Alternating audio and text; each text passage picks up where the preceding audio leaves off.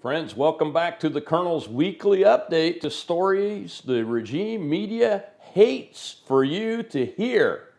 First up, China's Genocide Games are starting tonight. Here's a message about what to do from those that are hurt by China. Government in exile and the founder of the East Turkestan National Awakening Movement.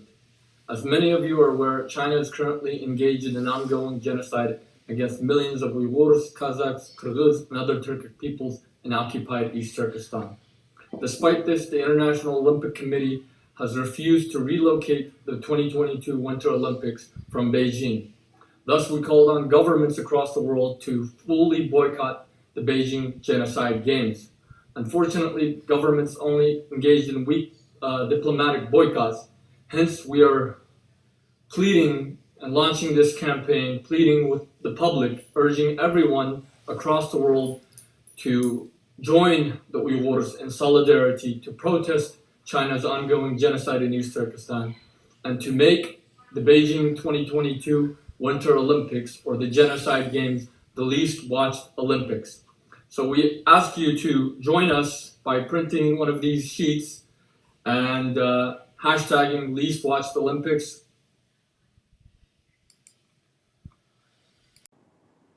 Well, folks, we'd also like you to go to genocidegames.org. That's part of a group that I work with called the Committee on Present Danger China. And they would like you to add the hashtag turn off the games to all your messaging so that everybody in this world understands that they shouldn't be watching and participating in adding to the money coffers of the Chinese Communist Party, who brought the world this dreaded disease and pandemic that we've been dealing with the last 2.5 years. Next up, Rebel News is covering the trucker convoy in Canada. Rebel News is reporting on the Canada trucker protest in Ottawa, where the leaders of Freedom Convoy 2022 held a press conference yesterday. You can help support Rebel News coverage at convoyreports.com and follow them on Twitter at Rebel News Online and use the hashtags Freedom Convoy Canada 22 and Ottawa Convoy. Here's the Freedom Convoy leadership statement at the presser. Good afternoon. Thank you for coming. My name is Keith Wilson. I'm a lawyer with the Justice Center for Constitutional Freedoms. As some of you may know, there was an announcement earlier today that the Justice Center and a team of lawyers are here on the ground in Ottawa to assist the truckers and the Freedom Convoy 2022 with whatever legal needs they might have. What we're going to do today in this brief press conference is you're going to hear from Tamara Leach, who we all know is the spark that lit this fire and the leader of this organization. You're also going to hear from Joanie Pelche, who is going to summarize in French what Tamara says. And then Danny Bulford, former RCMP officer, who assists the organizers with security and liaison with the police, will speak and update you on some of those things. At the end, there will only be questions to me, and those questions will be related, if you have any, to the situation with GoFundMe, and I can answer those questions. So with that, I should also note that with Tamara is Chris Barber, one of the key leaders of the Freedom Convoy 2022. So with that, I'd ask Tamara to come forward and make her statement. Thank you. Thank you. I always have this problem with microphones, sorry. Thank you very much for being here today. We are here out of love for our families, our communities, and our nation. These past 2 years, the COVID mandates have divided us. This protest began because of the federal government's restrictions on trucker freedoms. Our movement has grown in Canada and across the world because common people are tired of the mandates and restrictions in their own lives. Our movement has grown in Canada and across the world because common people are tired of the mandates and restrictions in their lives that now seem to be doing more harm than good. As of today, Sweden, Denmark, UK, Norway, Finland, Ireland, and Switzerland have removed all COVID mandates and restrictions. We are therefore calling on all levels of government in Canada to end all COVID mandates and restrictions. We will continue our protest until we see a clear plan for their elimination. Premier Scott Moe of Saskatchewan has taken leadership in Canada in ending restrictions and mandates in that province. Hopefully, these words will turn into long-lasting action. So far, no one from the federal, provincial, or municipal government has spoken directly with us. Instead, they are using you, the media, to portray us as racists, misogynists, and even terrorists. As a woman with Métis heritage, a mother and a grandmother, I am offended.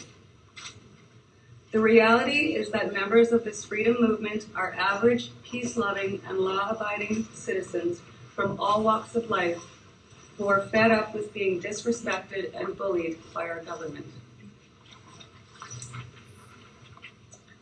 We continue to see additional Canadians coming to Ottawa every day for peaceful demonstrations. We want to thank the hundreds of residents of Ottawa who have stepped forward to show their support, providing accommodations, food, and just plain friendship to members of our convoy. This love of community is what Canada is all about. Let me assure the people of Ottawa that we have no intent to stay one day longer than necessary. Our departure will be based on the Prime Minister doing what is right, ending all mandates and restrictions on our freedoms. We also want to thank the thousands of people who have so generously donated to this protest to GoFundMe. Over the last 3 days, our accountants and lawyers have been working hard to deal with the legal details. This morning, our lawyers sent GoFundMe all the details that they have asked for. I am confident that GoFundMe now has all the information needed to immediately lift the suspension they put on our campaign. I am hoping to hear from GoFundMe soon so that we can get the money to the truckers and keep our protest for freedom moving forward. I will be providing regular updates. I want to thank all Canadians from the bottom of my heart for our quest to restore our freedoms. Thank you.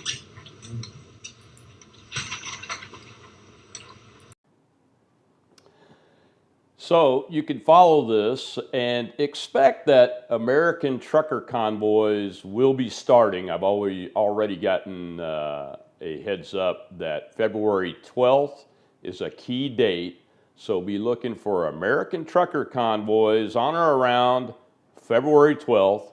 And their demands will be, they will continue the protest until at least 2 states have lifted all of their COVID restrictions and emergency orders.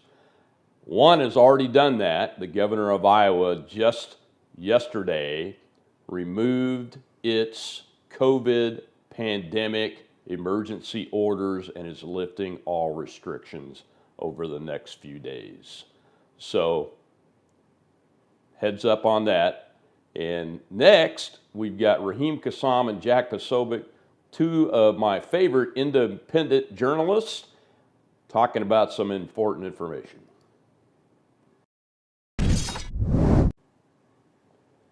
So Raheem Kassam of National Pulse and Jack Posobiec of Human Events discussed the Axios leaked Biden memo revealing zero planning for the Afghanistan withdrawal debacle. Quote, the Biden regime was doing nothing to prepare for the inevitable, completely foreseeable fall of Kabul in Afghanistan to the Taliban, unquote. You can watch the full clip of this on Real America's Voice, #War Room, but here's just a part of the compelling and chilling discussion.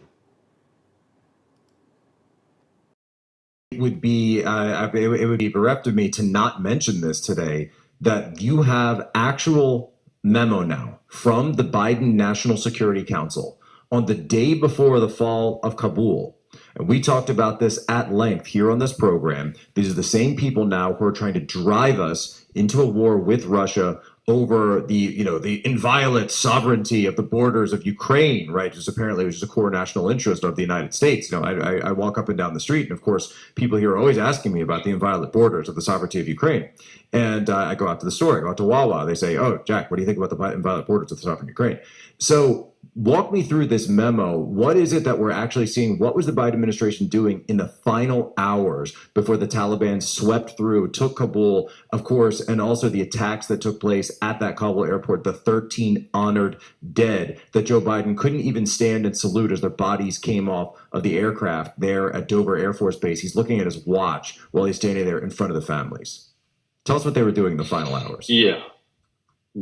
It's really difficult to go over these details again, but we must learn to understand what was taking place in those critical moments when people were worried about their lives, people were worried about their families. People are still, by the way, worried about their lives and their families. So, what are we, 6 months on now from the original evacuation? People still stuck in Afghanistan, and nobody wants to talk about it. Nobody wants to get into the detail of all of this. And of course, I hate honking our own horns in this regard, but on August the 18th of last year, we actually did an exclusive story at the National Pulse, and we talked about how Biden's State Department actually halted a Trump-era crisis response team that was specifically being put together to deal with things like this, and the detail of which we're seeing coming out from this Axios story right now from Jonathan Swan and Hans Nichols. So what does it tell us? Well, the memo is actually included in the story as well. It's a 4-page memo.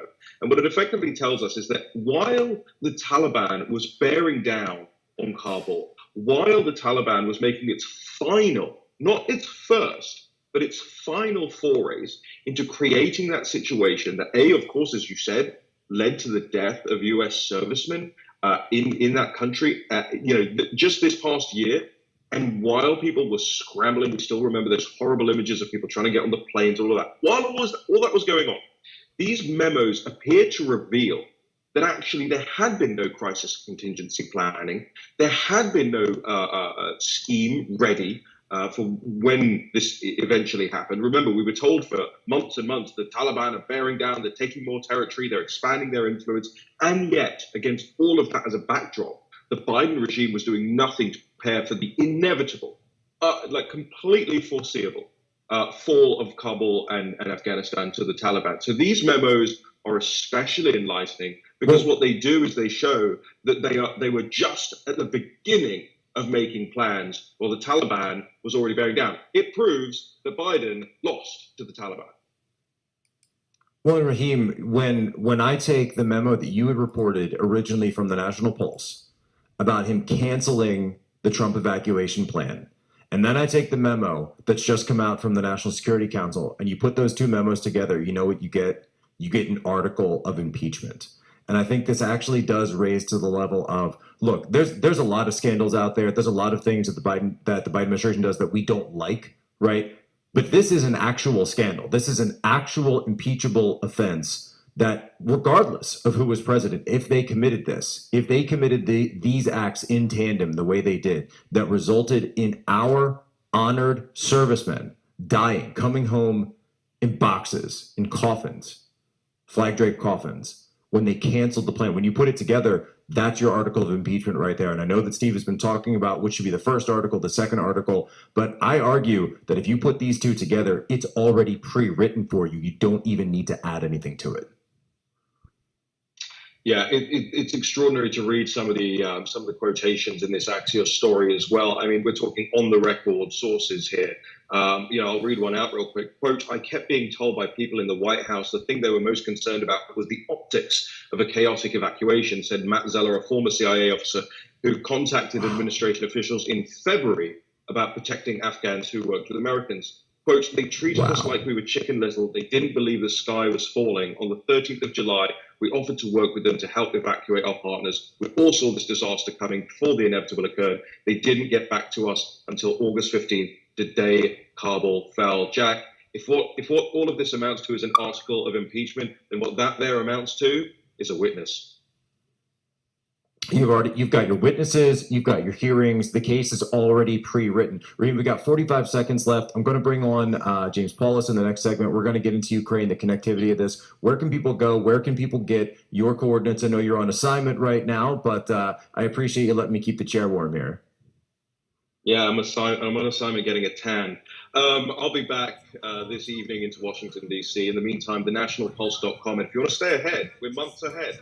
Go to fundrealnews.com and you get into a private chat with us.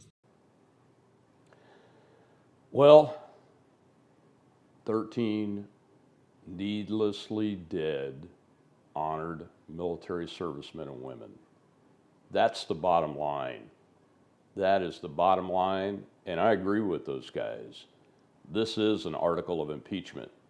I can't wait to see the impeachment articles that get passed once Americans retake control of the House of Representatives, because it's going to be epic. Next up, Whoopi Goldberg's situation.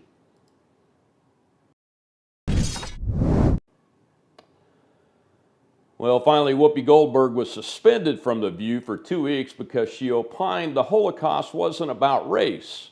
In spite of the documentation of Hitler and his Nazis' explicitly stated goal to wipe the Jewish race from the face of the earth, and thousands of pages of primary documents confirming those ideas. No, I don't want her canceled, so don't get mad at me, because don't you see, we wouldn't know about her stupid, dumb idea, and they wouldn't be publicly being dismantled had she not had the free speech right to say them. So fight for free speech, demand a free press, and we'll survive as America. We'll see you later.